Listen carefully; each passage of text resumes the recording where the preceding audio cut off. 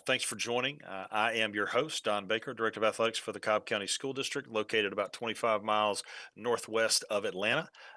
Continued thanks to the NIAAA for the platform to host the AD Roundtable.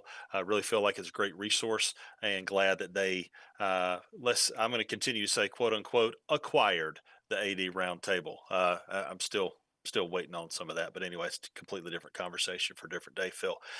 We are excited that the AD Roundtable is presented by Daktronics, the experts in scoreboards, video displays, and audio systems trusted by high schools across the country. Whether you are upgrading your scoreboard or dreaming of a big video board, Daktronics has the tools to make it happen and even help you pay for it through sponsorship opportunities. They've been doing it since 1968, and they know how to make your game day unforgettable. Learn more at Daktronics.com. If you have a topic that you'd like to discuss or a question for our special guest as we talk, just put that in the chat and Becky will facilitate that as we move through today.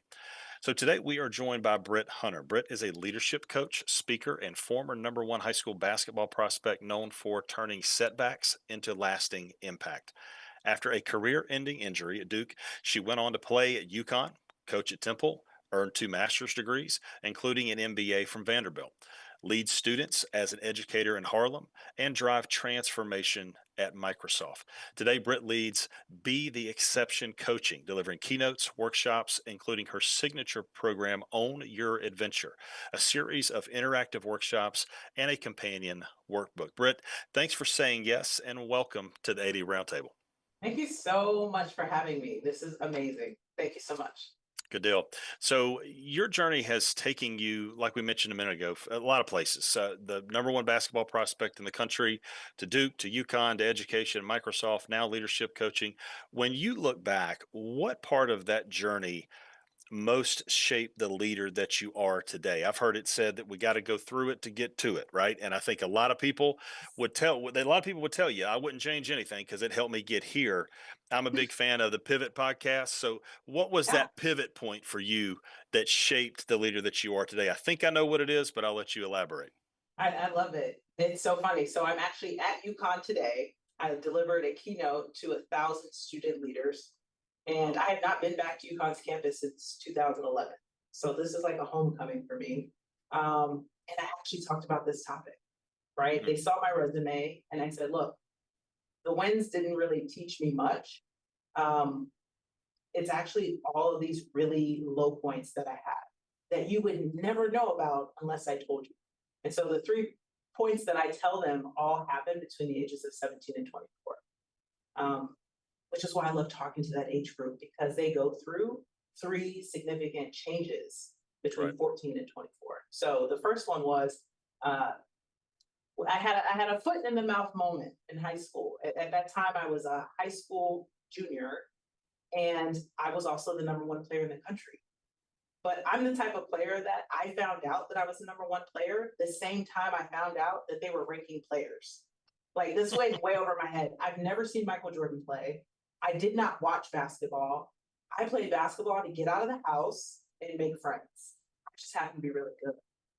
Well, one day I come to school late, and clearly it stuck with me because I'm still talking about it at 41. But I came to school late, and the attendance lady, said something along like, "You're late. This is the 3rd time," and I didn't really like her tone this particular morning. So I clapped back. I snapped on it. This is completely out of character, but people around me do it, right? Everybody else does it. And it just so happened my high school coach was behind me. And he brings me over. One of those little like, let me talk to you. Let me talk to you. And he ever so politely and calmly laid into me. But he said all the things I already knew, which is your parents can't afford your uniforms. Your parents can't afford the airfare, the hotel stays, the gas. These teachers sponsor your summer basketball every single year. When you come and fundraise, they give you $50, $100, $500. So how dare you have any response? And I immediately, I'm like, yeah, but Coach Lee, he's like, listen, here's what you need to understand now. You're the #1 player in the country. You don't get to do what everyone else gets to do. when you do something, everyone's going to make a big deal out of it. Heavy is the head that wears the crown, and you're learning it now at 16. And his attitude was like, figure it out.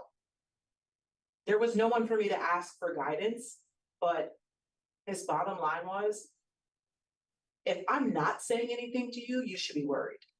Mm-hmm. And I tell that to students now. When someone's getting on you, you know, we all get caught up in how it sounds. Kids say, well, I didn't like the way it sounds. That's besides the point. You should be thinking about the fact that this person is addressing you at all, because great leaders want to be held accountable. They want that feedback. And so when I went on my 5 visits to 5 colleges, I went to Harvard, I went to Tennessee, Duke, Texas, and UConn. And all the other coaches, including the great Pat Summit, all did the same thing when I came in. Oh, Britt, you're going to get your number, which is never guaranteed, right? Someone else, upperclassman always has your number, but no, they guaranteed me, Britt, you're going to have your number. You're going to start. You're going to have all the playing time. You're going to be coming up. They're promising all these things that, like, how do you know this? Gino sat me across his desk and he said, Britt, I get the #1 player every year. Classic Gino move. I get the #1 player every year. So if you come here and you suck and you're lazy and you don't work hard, you will never see the floor. Okay, enjoy the rest of your trip. And for me, that was enough. I was like, say less, because that's what I wanted. I wanted him to be honest. I want honest people around me, and I wanted to be held to a higher standard, because I know me. I'm going to work hard, but there's going to be a time where I goof off and do something crazy, and I wanted to be coached. So that's just one pivotal moment, but I had to learn it at 16. Like, I can't do what everyone else is doing. And it's a hard lesson to learn at that age. Yeah, I had my high school football coach. He would use the phrase "them others," right? Like, that's kind of what you did there. Like, everybody else is doing it, like them others. So that makes it okay, right? Yeah. And I think that's a great message to your coach stepping in and doing it in a way that didn't necessarily put you on blast in front of the whole office, right? Did it subtle enough that you felt it as well? So much of that identity becomes being an elite basketball player, and an injury ultimately changed the direction of your career. How did you learn to separate Britt, the basketball player, from simply Britt? And what can athletic directors and coaches intentionally do to help student athletes understand that their sport, it may be an important part of who they are. It is for my daughter, right? But it's not all of who they are. Maybe speak to that for a minute. Yeah, so I didn't deal with it well. Yeah. I had a suicide attempt my freshman year of college because at 18, I was pretty much told that, you know, there's a very slim chance that I was going to be able to walk based on my injury, let alone play basketball, which is just a weird thing to hear. You know, I've never been in a major car accident, but I'm sure anybody that's been in a crazy accident where they become a paraplegic or something, I'm sure they go down this rabbit hole of, my life is completely changed in an instant.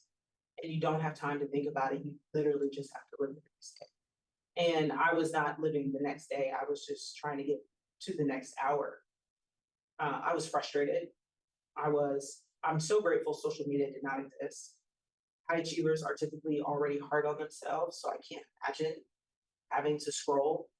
And I tell young kids that today. I'm like, I promise you, you're stronger than you think. Because we did not have this pressure from random people we don't know. I didn't deal with it well. I learned through that I needed to ask for help. But I think also high achievers don't know that they need help.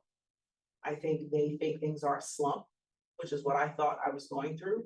I thought, you know, I'll work through this. There's nothing to work through when you just can't come back to play ball. You can't work through that. You literally have to change your mindset. I'm glad that it happened while I was in college versus my senior year, because I had 4 years to work through it. Right. And so what I did was I actually spent a lot of time in an organization called Husky Sport here on campus, where I worked with other kids. And I think that is one way that coaches can actually help a lot of kids today. when you are in your sport, you're very self-absorbed in a great way, right? I need to get better. I need to work out. I need to go to practice. It's very much me, me, me, me, me. That's awesome. But there's other things going on in the world. And what seems and feels bad to you is like a dream for someone else. I didn't have that perspective anymore. When I became an educator at an early age, all of my teammates were like All-Americans and All-Stars and MVPs in the WNBA. I'm kind of like, what do I even do? Like, I work in education, like, does this even matter? Well, I found out very quickly it does matter. I was having impact in a different way. So I think two things should happen for sure. Get your students out of their own bubble. Go put them in places that they would not normally visit on their own. If they have community service, go put them in a situation or a place and experience, be exposed to people who have less. That way you need some context to what else is going on in the rest of the world. Teens get very consumed in their head, and now with social media, it's hidden, right? That's one. I would say the second thing is, I found that like people around me never asked me about anything else but basketball. It was fascinating to me. It was also irritating because, as I told you, I didn't love basketball. But anytime an adult talked to me, that's all they wanted to talk about. I was a voracious reader. No one ever asked me about it. I actually loved cheer competition. I loved watching cheer. No one ever asked me about it. No one's asking athletes about anything else. They have other interests. But I think sometimes adults are either living vicariously through students or they think that's a way to connect. These kids have other interests. But if you're not going to highlight it for me, then I guess the message I'm getting over and over again is that this thing is important. So it's being reinforced passively, but consistently. I think that was my biggest gripe with my own dad. I was very much into NSYNC and Backstreet Boys. This man never asked me about. Not once. I'm obsessed with this group. Not one time did it come up. And so in my mind, the only way for me to connect with my own parent was through this sport because it's so important to him. And I get why we do it, but we almost have to force another way of thinking about things. Yeah, you're dead on. I've seen that in my own home, right? My daughter plays soccer, and it's sometimes probably more important to me than it is to her, to your point. And it is an intentional effort to tell myself, don't ask about practice, don't talk about the game, talk about a TV show or talk about music that you've heard or listened to, or it's an intentional process for me. It's work for me to make sure that that's not the only thing that comes out of my mouth, that's not the only, conversations that we try to have, because I can see it on her face. Yeah, that's the last thing she wants me to ask her about. Right. So totally understand. Kind of on the flip side of, we've talked about that mentality of those that define themselves as such because of maybe success. But let's talk about the other end of that. One of your programs is called Leading from the Bench, which focuses on influencing culture without necessarily having a title. How can athletic directors and coaches create environments where students learn that leadership isn't reserved for just captains and starters and star players? You can lead just as much as anybody else. Yeah, so I guess what I would ask someone to do first is say, as an athletic director or coach, write down 5 values or 5 non-negotiables that you for sure know in your heart exist in your organization. What are 5 non-negotiables? All right. Now go ask everybody on the team. If you don't even get 2 of the same answer from everybody, it's unclear. Mm-hmm. I think organizations that are the strongest have very clear, here's our standard. When you have very clear, here's our standard, it's easier to be consistent. It's easier to praise it. It's easier to highlight it, acknowledge it. So I think Well, I do think Gino Ariam is a little crazy, a little lot crazy. He was really good about sweating the small stuff. And it made it, they were such small things that anyone could be held accountable to it. I'm hearing now, I have friends who coach D1, top 25 women's programs, top 10 women's programs. So I won't say names, but coaches are terrified to hold their best player accountable because money and they'll leave. Okay, and I get that. But what you're not understanding is you're also sending a message over here to everyone else. In any organization that I've ever worked in, even a school where we had huge numbers of teachers just leave when we were turning the school around, we did more with less because everybody was supposed to be on the ship. And anybody that didn't want to fall in line, we got rid of. And it was a strain, but it was an easier strain because everybody was rowing in the same direction. And I think, I don't know if it's external powers, pressures, but somebody, I'm waiting on someone to set the tone. This is more than NIL. This is more than just a blip in a 4-year span. These are kids' lives and their experience understanding the world. Equity has to be experienced on a team. So you have to hold everybody accountable to hopefully the same 5 things. So I can tell you right now, if you put my whole team here, we would all laugh about how extreme some of the small details were. One of them was socks. We all had to have the same height socks. Wow. Gino almost stripped you of your individual identity because the only name that mattered, UConn doesn't even have their names on the back of their jerseys. The only name that's on their jersey is UConn. It's the only name. We're like the only school to do it. You're not thinking about it as a student athlete, but when you get older, you get it. But our socks, we couldn't have high socks. I wore high socks, I wore a headband, I wore wristbands. I was so extra. Kids are wearing like arm sleeves now. I was doing the absolute most. He was like, you're not wearing that here. When you wear socks, they're gonna be the same height as the captain. And anybody could get it. He was coming for everybody's necks. I don't care what it was. He would throw your best player out of practice. He doesn't care. Maybe he's changed, right? Because, it's a little touchy now. But you keep the best ones who want to be coached. You keep the best ones that want to be held accountable, and everyone else follows suit. So if you have standards, you can celebrate people who follow those standards. You can shift people who don't. But if nobody knows the bar because you attack 30 different things, I can't even follow that as a player, and you can't hold me accountable to it. So I would say the first thing is, do you have 5 core things on your team that are for sure, certain, and that anybody on your team would be able to recite and give an example about? And if not, I would go back to the drawing board and figure out what those are and hold people to the highest standard of those things. That's good. And to kind of to build on that, yeah, you're handicapping your staff as well. It's not just your kids. Like, how do they know what to stress, and how do they know what's important, right? And that could, what's important to me might not be important to you, and then we're off the rails at that point. And so I think that's personal. Good. It feels personal. It's not personal when this is just the bar, but when the target's constantly moving, it feels personal, and you're not going to get the best out of your student athletes when they feel that you personally don't like them. That's wow. I hope people are taking notes.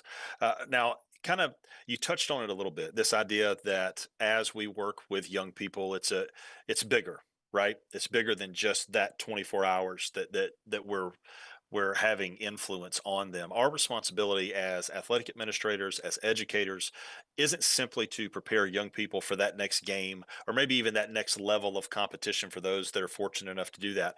We're trying to prepare them for what comes next in life. For the rest of their life, right? From everything that you've experienced, what do you hope every student athlete understands before they play their final high school game? This just happened to my son. He just graduated high school. It happened in a second. I mean, we felt all 4 years of it, trust me. And he was a swimmer, and you're feeling every second of that 6-hour meet when he's in the pool for 90 seconds, right? Yeah. But it went by in a blink, and he started college, and it's just like, oh my gosh, what has just happened? Even he has had to make that transition and kind of redefine who he is now. So maybe what is that hope before they play that final game that they get in some way, shape, or form? Let's be honest. We're talking about those. You're talking about 16 to 18 demographic. That that not using the total brain, right? Yeah. And not seeing a full picture. And so it's easy for us to sit back that have lived it and go, hey, I'm just telling you. But kind of maybe, what are your thoughts on that? Yeah. So I don't think I understood my transferable skills as well as I wish I had. In college specifically too, I didn't, I was kind of like, well, what now? Who am I now? What's my purpose now? Which is kind of what got me into my depression. But here's what I've since learned, of course. Because I was able to pivot that one time, which took a long time, but when I finally made that pivot and was accepting of this is who I am now, I'm into this new space, well, I pivoted multiple times after. In fact, I've pivoted so much that it's kind of like a record now. I pivot every 3 years. Every 3 years, I do something completely different. I tell everybody now when I go to schools and talk, I'm like, I'm 41 on Sunday, but by 50, guys, I'm going to be a Michelin star chef. Like, that's the goal. I want to be a pastry chef because I'm really bad at baking. I do not follow directions. My attention to detail is terrible. But here's what I know about that. I know it's going to be hard because I'm going to start at the bottom. And that's what student athletes transitioning don't understand.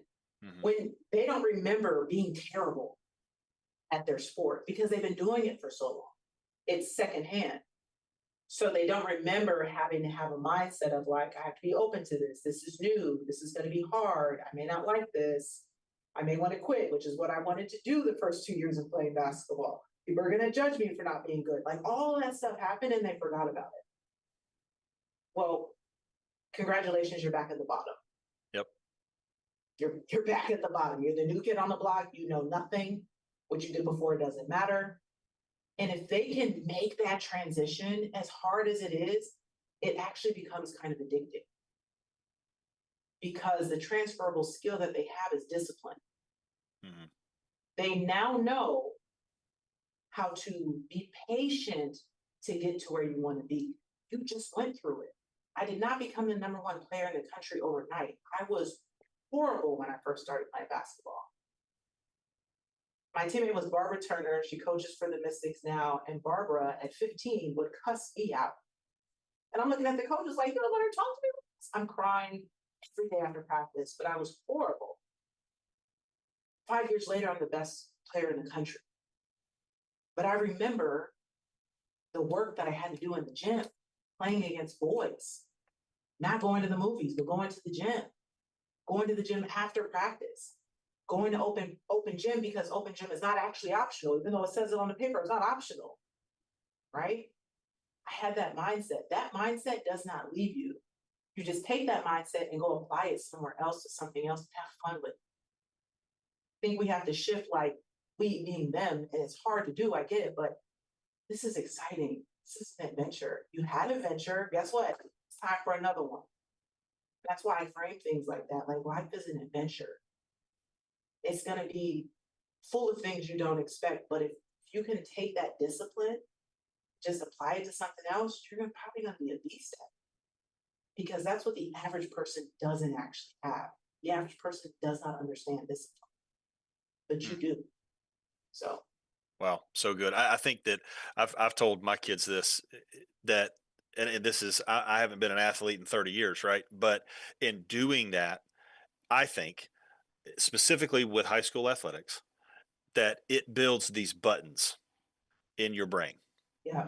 Grit, overcome adversity, hard work, one more rep, all of these things. One more rep, I love it. Right?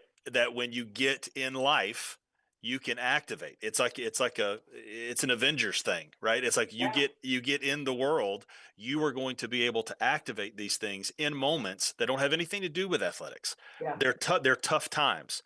And you've got to be there. You're going to be able to push these buttons and activate these skills that then allow you to navigate this thing that we call life. I think that's exactly what you're talking about. That's so good. Yeah. I love that. I think I'm gonna take some Infinity Stone stuff and make something happen there. Thanos. Hey, feel free, feel free. Thank you. Uh, Britt, thank you so much for the time today. I want to turn it loose a little bit. If anybody has a question for Britt, feel free to unmute yourself, and we will take care of you. I got Dr. Dustin Smith is unmuted, which means he must have a question. Let's go.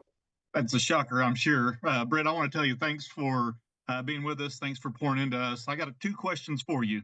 One, you talked about your high school coach that held you to a higher standard.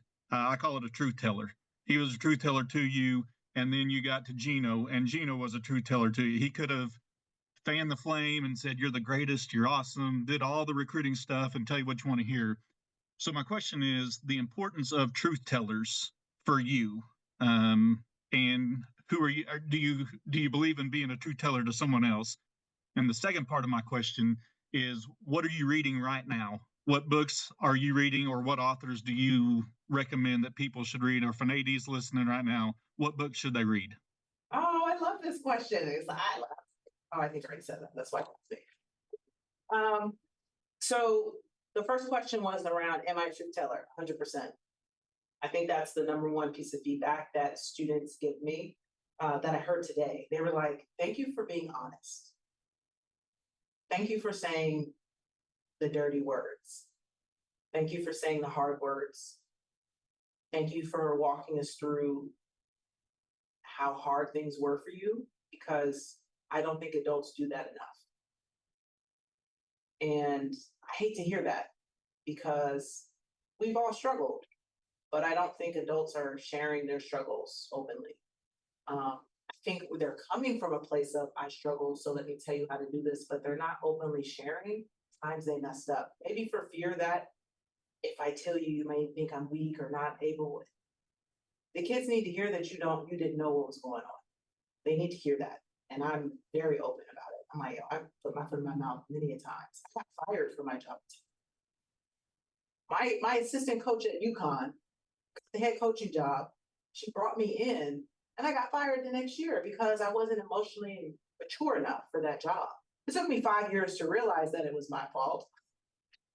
But I realized it at some point, and I'm happy to tell that story, because I need them to understand that when they step in it, if it's their fault, own it. Right? Instead of saying you need to do better, let me tell you how I messed up so you can understand where I'm coming from. And that's why I'm holding you to this higher bar. So that's number one. I think I'm a truth teller because it was so impactful for me. And the second thing is I read historical fiction. I love historical fiction. It's the best way to digest history for me. I just finished a book I think it's by Amy Tan. It was like Flower, Moon, and Son, and the Daughters of Son, Father, and something else. I don't remember, but it just came out, and I love reading about Asian culture, especially Asian women. I think as a Black woman, I hear a lot of people talking about the struggles of Black women, and I'm like, I gotta be honest, guys, when I walk in a room, I'm 6'3" first. I'm 6'3", then I'm a woman, and then I'm Black, and in that order. I don't have the same experience, so I've heard a lot of it, but listening to Asian women's stories, I mean, Asian women are like trafficked turn of the century by their own families, by their own husbands, and I love learning about other people's cultures. I also tell students to read everything they can get their hands on. I read a lot when I was depressed. I think anyone who's going through depression tries to disassociate. They do it by drugs, they do it with drinking, they do it through scrolling, they do it maybe through gaming. I did it through reading. And reading was so powerful because we think that what we're going through is so unique, but there's over 1 billion people in the world, and we've been here for millions of years. So someone has written your story already. And when you read a lot and read other people's stories, especially in history, you realize, oh, okay, this has happened at a higher state than what I'm going through right now. I can do this. And that's what reading did for me. Good stuff. Anybody else? Denise Kiernan, I Hi, see you're Britt. unmuted. Hi, Britt. Denise Kiernan from New York. Welcome home. It's amazing. I just texted all the New York ADs. You're missing out.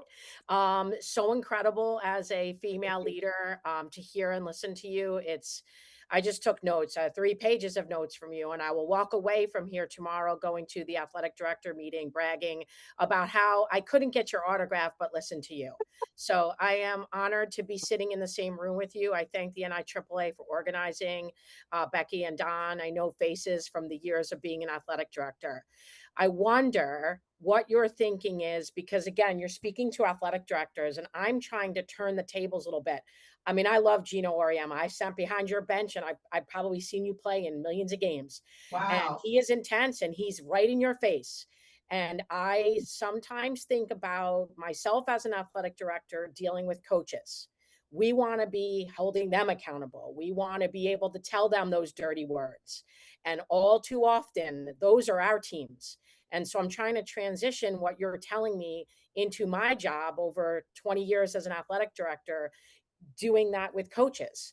And, how do you frame that thinking around all of the people you're speaking to deal with the coaches, to be accountable and to give them those experiences? Because again, I played women's soccer in college, go figure, I'm from New York. But at the end of the day, I try to share my own experiences of failure and success. But I think it's really challenging to get adults to understand that we too are human and we have those experiences. What are your thoughts around that? Shifting the idea from, being the coach to the athletes, now being the athletic director to the coaches. Yeah, that's tough. That's hard. Having been a teacher and an administrator, I was like, yeah, I prefer working with kids because at least by the third time you said it, someone's listening. Mhm. I don't know, they got to decide. And I really have no tolerance for it. I'm like, this is not optional. So I had to learn a few hard things. One was that every person was not going to like my style. My style matches a lot of how Gino and my high school coach was. However, by the time I was injured, Gino was the coach that I wanted, but he was not the coach that I needed in the time that I was there. He was not the coach I needed. It made it worse because the bar was still really high, but there was physically no way for me to meet it. So when I became an administrator, I saw when people weren't responding to how I was being. And so I had to lean on my peers or lean on other teachers in the building to get my message across. So I think that was one thing that I had to learn very early on is everybody's not going to be receptive to my style. So who are my ride or dies who get me, but do it differently than me? Simply by doing that, I'm modeling what I need them to do. Right? I'm getting buy-in by letting someone else lead. Over time, the right people stayed and the wrong people got off the ship, which is eventually ideal, right? It's not going to be perfect, but that was number one. I should be able to talk to everybody in a way that fits their communication style, but sometimes I need this person to help. So that was one thing. I found my linchpins and used them. Yeah. The second thing was I found out from year 1 to year 2 that year 1, because it was my first year, I did a lot of observing. So because I did a lot of observing, I didn't address things. And then I waited a little bit longer because I didn't know how to address things. And then by 6 and 8 months in, I started addressing things. It feels personal. Because you watched me do all this stuff and now you're saying it to me and it's personal. So by year 2, I address things early and often. Right off the bat. If I'm thinking it, I say it. Because by waiting and you watching me watch you, it's sending a message that it's okay. It's not okay. And so year 2 was a lot of difficult conversations. So much so that I got better at difficult conversations. And then what started to happen was what happens when you're a kid and you have parents. Your siblings are like, oh, don't do that because she's going to address that. And it was like the same thing from before. Like, I don't have to address so many things because someone else is getting it to it before me. So I feel like you have to find a way to empower other people to do your bidding. Yeah. Because you are one person. But if no one's bought in, it's a you thing. If Yeah. 3 or 4 people are not bought in, it's a them thing. You can get them. But some people have to go, and that's just what it is. But find these people that can do your work for you. I guess, Britt, that's why at 9 o'clock last night, I'm still in the parking lot talking with coaches, right? After our open house, you know, you're talking with the coaches around, they want to be around you. They want to talk and they want to learn about what your thinking is and so forth. And I appreciate the, your perspective, and thank you for responding. And I really feel honored. Thank you for being here. Thank you. Good deal. Becky, anybody else? No one else is unmuted yet. Nothing in the chat. Give me another minute.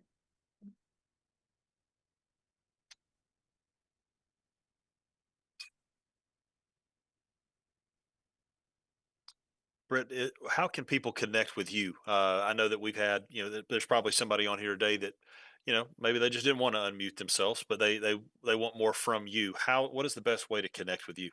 Yeah, so I can, my LinkedIn is probably the best way. Okay. You can also send me an email.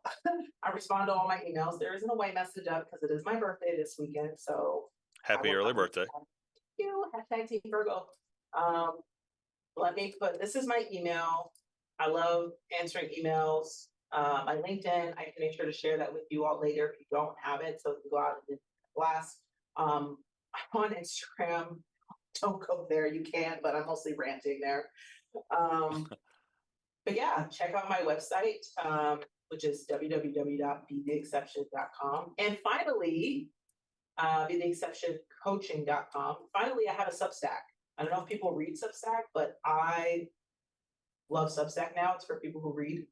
Like, do people read anymore? Yeah, Substack exists. That's where my newsletter is. I drop a lot of resources. I think about every 2 weeks, I drop a Substack. This week's Substack is actually for young adults who want to work in sports. So I have these free passes to the McClendon experience, which is taking place in Durham. I'll be speaking there. So I'm always trying to drop like, hey, also I work with the Atlanta Dream. We're doing I guess it's a fellowship. So I'll be recruiting people through that. So it's a lot of opportunities for young adults. But I also just drop like, hey, here's a great podcast. Here's a great read. Here's somebody who does it better than me. I drop just a lot of resources. Good deal. I'll be selfish. I had over 6,000 female athletes this past year here in the greater Atlanta area. Just saying. I mean, close to the dream. I'm just going to kind of put that out there. So anyway, Yeah, I digress. Our book recommendation and our podcast recommendation also come from Britt. Own Your Adventure is her book. It's an interactive decision-based experience. This leadership and life navigation guide invites you to make choices, turn to different pages based on those choices, and reflect on how each decision shapes your path. So that is our book recommendation. And then our podcast recommendation, I mean, best name for a podcast ever. Thanks, but no one asked you. I think that's a home run of a name. I told you that before we got on the call. Life advice, entrepreneurship, wealth, college decisions, following your passion, chasing a goal, all of those topics and more are covered in this podcast. Britt, thank you so much for the time today.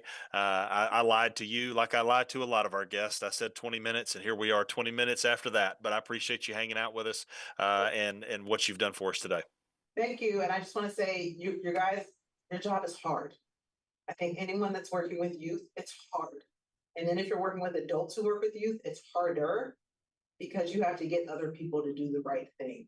So you're doing amazing work. Please keep doing the amazing work. It's hard to do the right thing, but please do the right thing all the time by your students, because they're going to come back, find you, thank you. And that's what we do it for.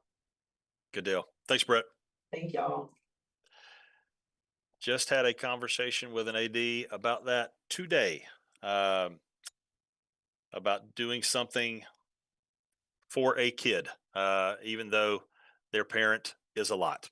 And I'll just kind of leave it at that. So this year on the AD Roundtable, we have kind of developed themes on a bi-monthly basis that we are going to kind of help drive the remainder of our conversation. And so for August and September, we're going to focus on the beginning of the year, that safety and preparedness piece of the year as we kick it off, and building that foundation for your staff for the year. Again, a lot of what, especially I do, and what I do in my district is I try to make sure that my athletic directors have exposure to the 14 legal duties, what they are, and how they should help guide everything that we do.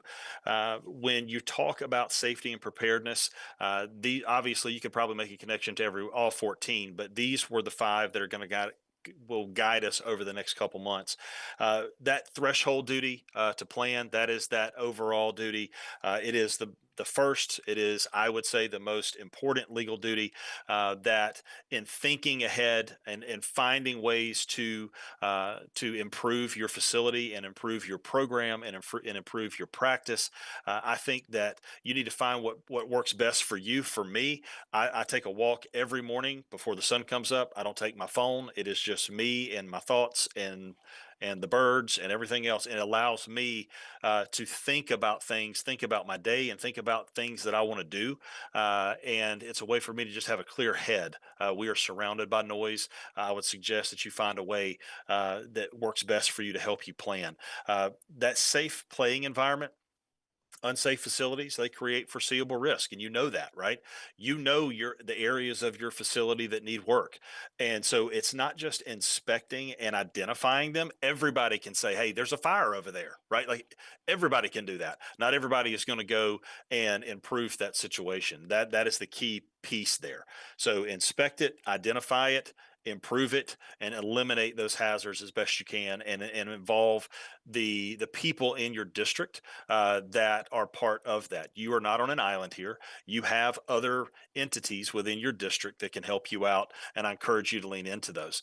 Duty number 7, protective equipment. Okay, equipment that is available but it's not maintained, that's a liability. And that's not just, there's a picture of helmet and shoulder pads there. It's not just helmet and shoulder pads that we're talking about, right? This could be anything. I was at a school, one of my schools recently, and there's just stuff everywhere, right? It's a lot of equipment, but it hasn't been maintained. And so now it's turned into a liability if used, or if someone was to run into it or whatever. So got on the phone, tried to make arrangements to get rid of that stuff, because that's not, number one, doesn't look good aesthetically. It looks horrible. Number 2, it's not safe. And so we need to make sure that that not only do we have the equipment that we need, but it's properly maintained. Duty number 12, can't harp on this enough. We're going to get into this here in just a second, that emergency response. Look at the question there. Could every coach on your campus locate the nearest AED within 30 seconds? Hard stop. I'm going to let that sit there, right?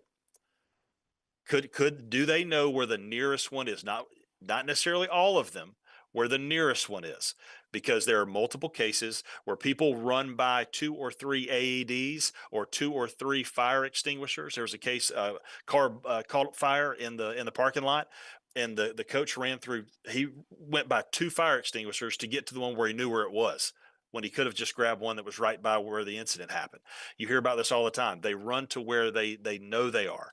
Well, they need to know where they all are. Okay. And more specifically, where the closest one is to them. Unless you rep that and train that, that's not going to be the default setting in the moment, right? And then safe transportation. I don't know about you. Transportation is a continuing source of frustration for athletic directors in the greater Atlanta area, I know. And I think that is a commonality around the country. But transportation begins the moment they leave campus. As soon as they get on that bus, they're yours, right? And you don't stop when the game's over. It's getting them back on the bus. It's getting them back to the school. It's getting them home, right? You're not just going to leave kids just hanging out. Too many times I think our staffs feel like as soon as that game's over, they're done, right? that couldn't be further from the truth, especially when you're on the road, when you're away from family possibly, and you're away from your school and what's comfortable. And so you want to make sure that you've got a game plan, that it's buttoned up from top to bottom, and you know where everybody is. Okay. Additionally, you need to know where those trips are going. We live in a very crazy world right now. We have a transportation system that we make sure that each step of that trip is documented. So I need to know that if something pops off, if we have an active shooter situation at a restaurant, I need to know if you're there. I need to be able to know in 4 or 5 clicks, do I have anybody there? And so again, it's everything. And that can be cumbersome, and coaches sometimes can get in their feels about it, but you don't need it until you need it, right? And then when you do, you've got to make sure that that it's buttoned up. Now, I know there's a lot of text here. Just kind of take it one piece at a time. This is a case out of Washington, happened in 2018. Look over there in the background on that side. You've got an athlete, football kid. It was not an overly hot day. It was 81 degrees. It wasn't necessarily hot. He went into sudden cardiac arrest. He falls on the ground. He begins to seize. The coaches, they thought he was having a seizure. They didn't see any sign that they thought was a cardiac arrest, but they hadn't been taught what that would be. Okay. A key factor in this one, they had outsourced their emergency action plan. So they had a third party, not the athletic director, nobody affiliated with the district, a third party drafting the emergency action plan. They had not gotten it to them yet. So they didn't know what it was. They hadn't repped it. They had no clue. Okay. As to what to do in the event of an emergency. You have coaches who testified under oath that they did not know where the AEDs were, nor did they know how to use them. You have the nearest AED that was 15 seconds away from where this happened. And CPR didn't take place until 10 minutes after. He didn't get an AED applied to him until the paramedics did 12 minutes after that. He ends up passing away at the hospital. So by the time this goes to court, the legal issue they look at is, did the school district owe Allen a duty of responsible care? Of course they did, right? So the court determines that that was the case. The district tried to dismiss the suit. They tried to essentially put it back on that third party provider. That did not happen. And they worked their way through the legal process at that point. And then so we move to that middle section there. Why does it matter, right? Schools must be prepared for foreseeable medical emergencies. You can't just assume everything's going to be okay. You, in the back of your mind, as athletic directors, we have to kind of go worst case scenario a lot of times. And so we have to make sure that if we're thinking about those things, we can prevent those things, right? So delays in CPR and AED use, they're going to, that somebody's life is hanging in the balance at that point, and we all know that. That's not just the kids on the field. That could be somebody in the stands. Your coaches and staff have to know what to do, where the equipment is located, how to respond immediately, and they're not going to be able to do that if you have not repped it, okay? And while you're doing this, document every bit of it. Every single time an emergency action plan is repped in this district, I get notified as the district AD. I know the date, I know when they did it, I know who did it at any time. Because we all know that if something goes sideways, nobody is going to give me any time to gather my information. They need it right now. Okay. And so you've got to make sure that you have it. Have a venue specific emergency action plan. Your stadium is very different than your gym. Okay. So make sure that as you are moving from venue to venue, it's not necessarily a rubber stamped EAP. You're going to have elements that are the same, but you want to make sure that they suit the venue that you're going to be at. Every coach needs to know where those things are and how to use them. When you're talking about your AEDs, who is responsible for calling 911? Who is supposed to get the AED? Who begins CPR? Who meets the ambulance at the front of school? All of these things have to be not only written down and assigned, but they have to be placed into action. I strongly suggest when you rep your EAP, don't tell anybody. Tell the kid who's going to pass out, quote unquote, right? Tell that kid, hey, dude, I want you to fall out like something's wrong with you so we can see if this thing works. Let your head coach and that kid know, and then press play on that sucker and find out if the person that you put in charge of meeting the ambulance or the person that you put in charge of going and get the AED completely loses it and freaks out in the moment. If they do, that's a problem, right? And maybe we need to readjust who's doing what. But an emergency action plan is only as effective as the people responsible for carrying it out. So make sure that you do that. At the end of the day, this ended up being a $5.25 million settlement that was awarded to the family. So large settlement does not replace them losing their child, but a huge liability for the school district as well. I would encourage you to do something like this. Have a self-assessment checklist, okay? Don't be afraid to score yourself low on this if you feel like it is an area of need. All right, look at your EAP. Does it need improvement? Does it need basic progress, just a sign of the times kind of thing? Is it meeting expectations? Go down this list. Facility inspections. We walked the facility. We found what we needed. Transportation procedures reviewed. All of these things. And this is a short list. This could be endless, but this covers big pieces. And that way, at the end of the day, you've done that assessment of your facility and you feel good about starting the year. This time of year, especially in the South, our weather protocols have to be tight. We started games under a lightning delay. This past Friday was our very first home football games. We were under a lightning delay for about half of them. It's something that we have to make sure that we're ready to do. Okay.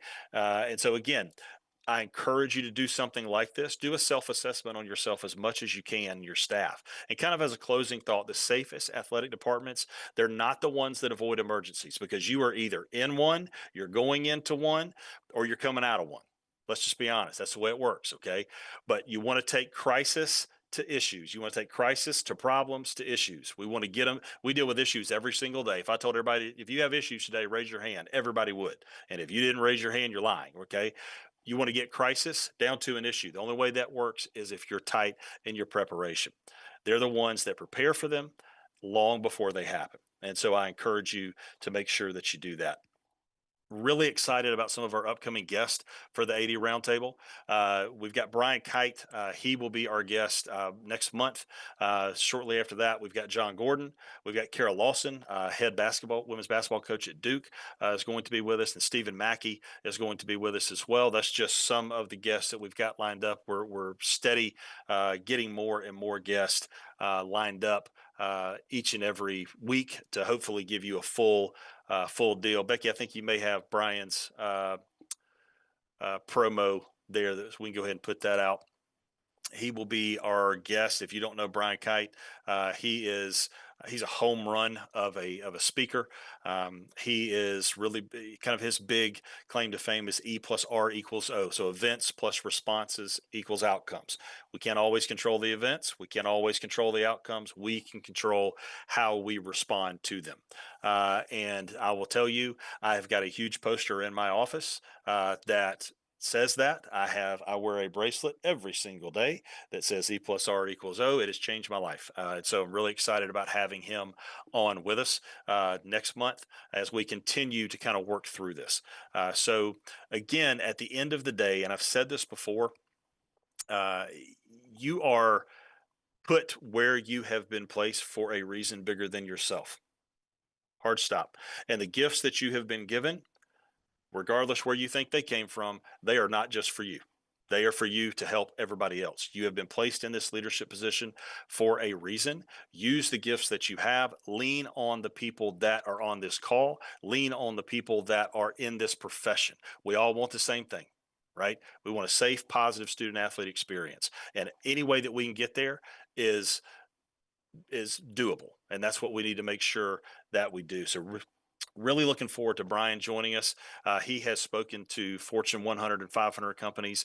He's dealt with college levels like Ohio State, Boise State, Washington, SMU. Really excited about what he is going to bring to the table next month. Again, I want to thank you for taking time today. I hope that you found value in this. If you have, tell somebody, right? When you get that email, forward it to somebody else. We would love to grow this thing and get as many people on here as we can, because we feel like the information you're getting is making you better. It's making us better. It's making our games better, our kids and our coaches better. So we encourage you to do that. So by all means, please pass that around. Lastly, again, I want to thank our sponsor. The AD Roundtable is presented by Daktronics, bringing big league scoreboards and video displays to high school athletics. Learn more at daktronics.com. We try to get in and out in an hour because I know you are busy people, and I hope that you found value in this. If you did, tell your principal, tell your headmaster what you're doing. Get them on here too. They need to know what you're doing, and a lot of times they don't. They just see the lights come on and they know that the teams show up and the buses show up. They may not know how all that happens. Okay, let them drop in and listen to some of this, and hopefully that'll help them better understand you and what you're doing day to day. We appreciate every single one of you, and look forward to seeing you next month. Take care.